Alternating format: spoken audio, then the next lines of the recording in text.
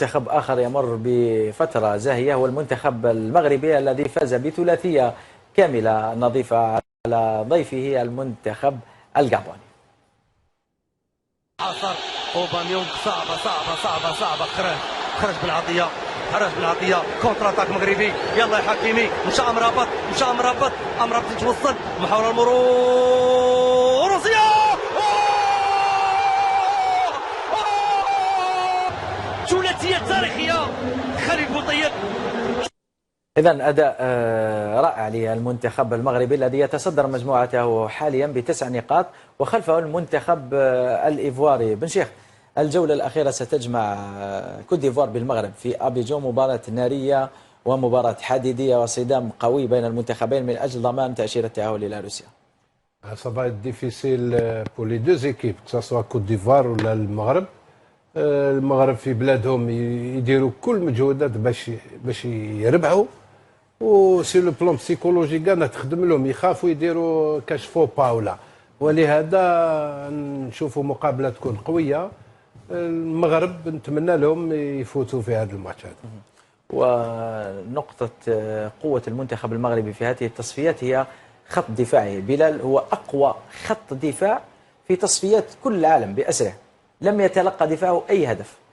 Oui, c'est vrai, وين de temps en temps il joue avec 3 axiaux, 3 في اللاكس، تعاود تولي ب 5 ديفونسور سورتو على الاكستيريور مع هيرفي رونار. اليوم كي يكون عندك خط دفاع مليح يعني ما تنكسيش الاهداف، وين عندك لي شونس يعني باش تماركي، باش تسجل اهداف وتماركي وتفوز بالمقابله.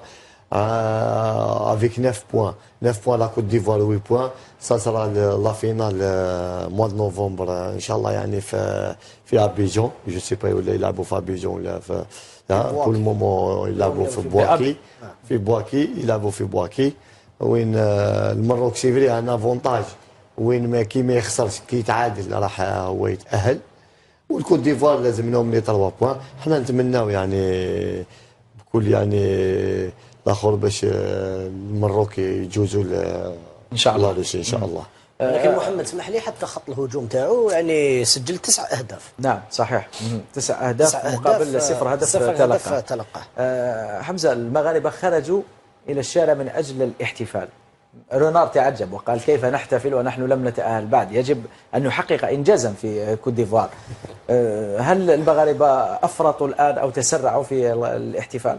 لا، ما تسرعوش في الاحتفال. سي فري المواجهه حتكون صعبه، ولكن عند يسون افونتاجي ديجا. الضغط راح يكون اكثر على المنتخب كوت ديفوار، لانه هو اللي مطالب انه يدير اللعب وهو مطالب انه يفوز. كوت ديفوار المغرب نقطه تعادل يساعدوا.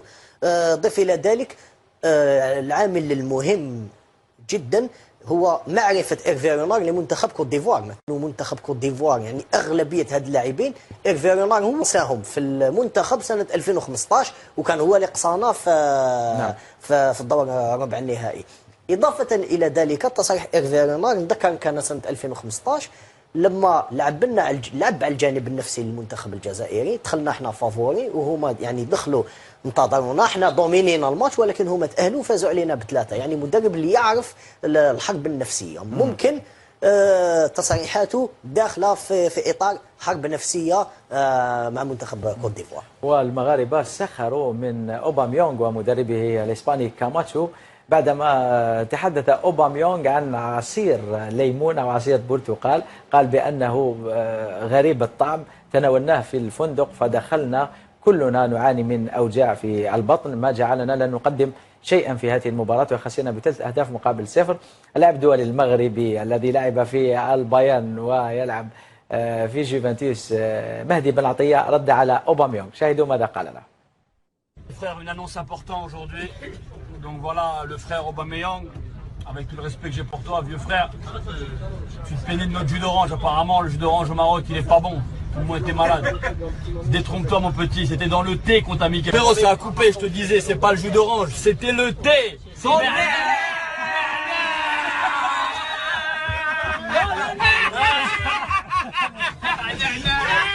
les gars, c'est la famille, c'est la famille. إذا إذا مهدي بن عطية حتى نترجم قال له لم نضع لكم شيئا في العصير وإنما وضعنا لكم شيئا في الشاي وليس في العصير. هذه حظ نفسية بالشيخ. هذا كلام هو اوباميونغ ويقول بلي تقريبا كاع ليكيب تحس طر. ممكن صح ممكن لا. مي صح سي لو تيران بعدا هذوك سي لي ميدسان اللي يبروفيو هذا الشيء.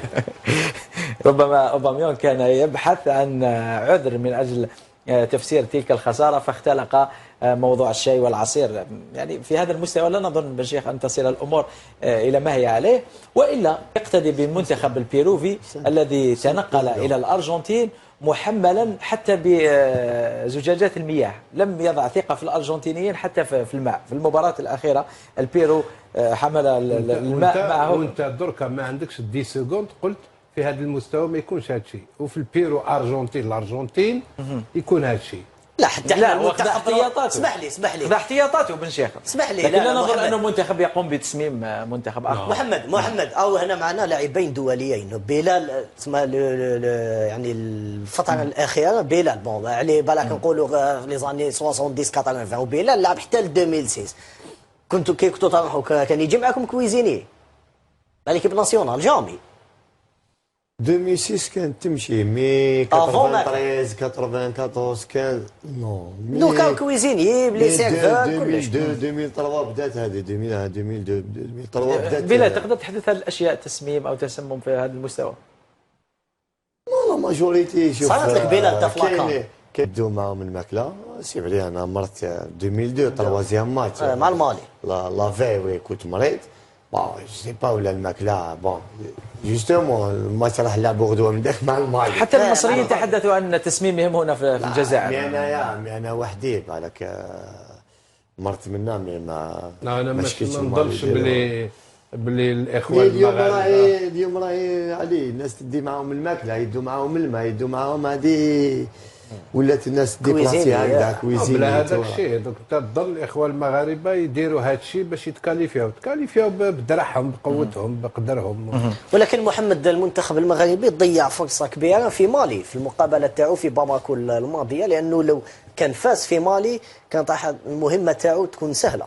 نعم حمزه وفيلموتس ضيع ضربه جزاء. ضيع ضربه جزاء ما نقولوش ضربه جزاء. حتى المالي يبقى منتخب قوي لانه حتى كوت ديفوار لم يفوز عليه. منتخب مالي فاز عليه في الذهاب المغرب بسوداسيه، لكن في ارضه يصبح منتخب اخر. ماهوش قوي حاليا. لا عمل تعادل مع كوت ديفوار. شوف مع الكوت ديفوار عمل تعادل ثاني، يعني ما نقولوش المقابلات ما يتشابهوش. اليوم ضيع ضربه جزاء اللاعب المغربي، يعني ما ممكن يسجل ضربه جزاء، بالك المالي بالك يسجلوا جوج اهداف، بالك يعدل النتيجه. ما نقولوش يعني المالي دار 0-0 نتيجه ايجابيه، يعني نقطه واحده. مع كوت ديفوار هذه المره ما فاز في باماكو وين تعادل ثاني. نواصل مع بن عطيه الذي احتفل مع الانصار المغاربه ولكن على انغام اغنيه جزائريه.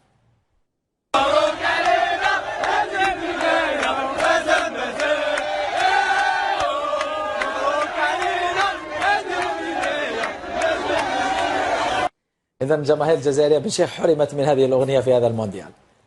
لا سي دوماج باسكو كنا نجمو نتكاليفيو لو كان الأمور تخططت مليح وما تسرعتش وكانوا الناس دخلوا في اللي يمدوا رايهم في مصلحة كرة القدم لا كنا نتكاليفيو.